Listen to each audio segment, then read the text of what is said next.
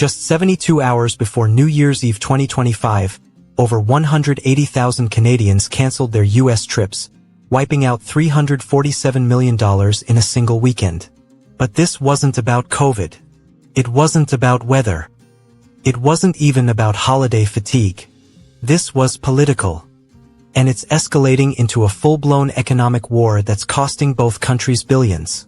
If you've been watching the Trump-Trudeau feud and wondering how bad could it really get?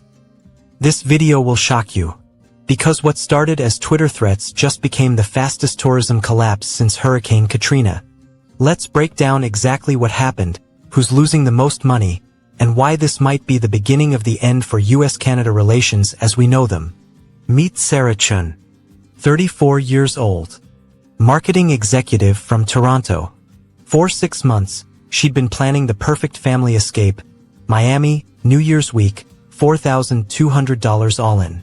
Flights booked. Hotel reserved. Disney tickets purchased. Then came December 28, 2025. 11 p.m.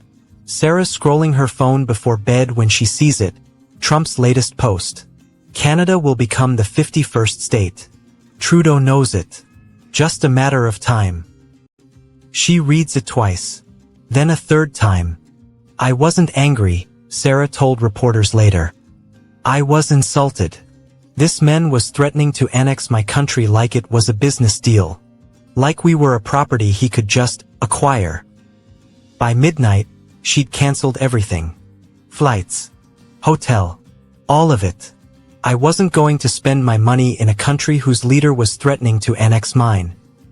And here's the thing, Sarah wasn't alone. Within 48 hours, Air Canada reported a 23% drop in U.S.-bound bookings. WestJet saw $89 million in cancellations. Detroit, Buffalo, and Seattle hotels reported a 31% vacancy spike. But the real damage wasn't just canceled vacations. It was what happened to the businesses that depend on them. Bellingham, Washington. Population 92,000. 12 miles from the Canadian border. Usually, this town is packed with Canadian shoppers, spending $2.1 billion annually in the region. Marcus Rivera owns the North Star Outlet Mall just outside town. He's third-generation American. His grandfather built this business in 1974. And right now, he's watching it die. January 1st, 2024, 8,400 Canadian customers came through our doors. January 1st, 2026, 1,200, that's an 86% collapse. Walk through his parking lot now. Tumbleweeds. Empty spaces. Signs reading Canadian visitor parking, abandoned. Inside, employees are crying. Marcus has already let go of 34 people. These aren't just numbers, he says, voice breaking. These are families. People who've worked for me for 15, 20 years. And I have to look them in the eye and say I'm sorry, but Canadians aren't coming anymore. He's not alone. U.S. border cities are projected to lose $1.3 billion in Q1 2026 alone. Plattsburgh, New York, where 67% of retail revenue comes from Canadians, is in free fall. Vermont ski resorts? 40% booking drop. Let me put this in perspective for you. Hurricane Katrina caused $2.1 billion in tourism losses over 6 months. Trump's threats? $1.9 billion in just 3 weeks. And according to a January 2026 U.S. Travel Association emergency report, cross-border tourism has contracted faster than it did during the 2008 financial crisis. But here's what nobody saw coming. Canadians didn't just stop traveling. They started fighting back. Instead of protesting in the streets, Canadians did something more powerful. They redirected $2.8 billion to domestic and alternative destinations. Check these numbers. Mexico bookings from Canada, up 214%. European flights, up 167%. Domestic Canadian resorts, up 89%. Shop local retail campaigns, generated $340 million in new Canadian revenue. Meet Emma Dubois, 29 years old. Teacher from Vancouver. Every year since college, she'd done the same thing, Black Friday in Seattle. $1,800 shopping trip. Tradition. Not this year. I took that $1,800 and booked Whistler instead. 5-star resort. Spa. The works. Then I posted it on Instagram with the hashtag #SpendCanadian. Her post got 12,000 likes in 24 hours. Her friends followed. Then their friends. Then strangers. We didn't plan a movement, Emma says. It just happened. Because we all felt the same thing, insulted. The scale? Massive. Hashtag Boycott U.S. travel. 4.3 million TikTok views in 72 hours. Hashtag Travel Mexico Not America. Trending number 3 on Canadian Twitter Facebook groups like Canadians Choose Europe, 890,000 members in 2 weeks. This wasn't just economics. It was dignity. Canadians felt disrespected, and they voted with their wallets. But while Canadians celebrated their independence, Trump doubled down. And that's when things got dangerous. January 3rd, Trump threatens 25% tariffs on all Canadian goods. January 7th, Trudeau responds with retaliatory tariffs on $155 billion in U.S. products. January 10th, GOP senators from border states are literally begging Trump to back down. Because they know what's coming. Auto industry carnage. Ford's Ontario plant supplies 40% of F-150 Parts. A production halt would cost $67 million. PRDA. Stellantis, GM, same story. Energy disaster. Canada supplies 60% of U.S. crude oil imports. Tariffs would spike gas prices by 78 cents per gallon just in time for summer driving season. Agriculture collapse. $8.4 billion in cross-border food trade at risk. Your grocery bill? About to explode. Meet David Kowalski. He runs an auto parts distribution company in Michigan. 47 employees. $12 million in annual revenue.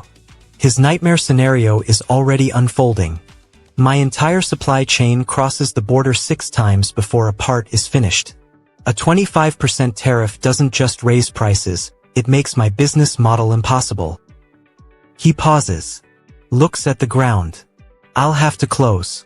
180 jobs, mine plus my suppliers, gone. And according to a January 2026 Brookings Institution analysis, if these tariffs proceed, the U.S. economy will contract by 0.4%. That's roughly $110 billion. So let's get this straight. Trump wanted to punish Canada. Instead, he's destroying American border towns, threatening U.S. supply chains, and uniting Canadians against us like never before. But here's the most dangerous part. This was never really about tariffs or borders. It was about something much bigger. While Trump and Trudeau trade threats, international investors are watching. And they're terrified. In January 2026 alone, Canadian pension funds reduced U.S. holdings by $18.70 billion. European investors cited U.S. political instability in Q1. Outlook reports Mexico is reviewing USMCA renewal and considering a pivot to Asian markets. Dr. Marianne Lefebvre, international trade economist at McGill University, put it bluntly. When your closest ally and largest trading partner becomes your target, global markets notice. We're now seeing a Trump risk premium added to U.S. investments. That's not something you can tweet away. The trust factor is gone. 73% of Canadians now view the U.S. as an unreliable partner, according to an Angus Reid poll from January 2026. 89% support Trudeau's tough stance against Trump. Think about that. Cross-party unity in Canada. That never happens. Meet Linda Park. 58 years old. Accountant from Calgary. She's held U.S. stocks for 30 years. Through crashes. Through recoveries. Through everything. Until now. I watched Trump threaten to annex my country like it was a joke. That's not business. That's bullying. She sold everything. $340,000 out of U.S. markets. My financial advisor said I'm not alone. He's seen thousands of Canadians doing the same thing. Want a historical parallel?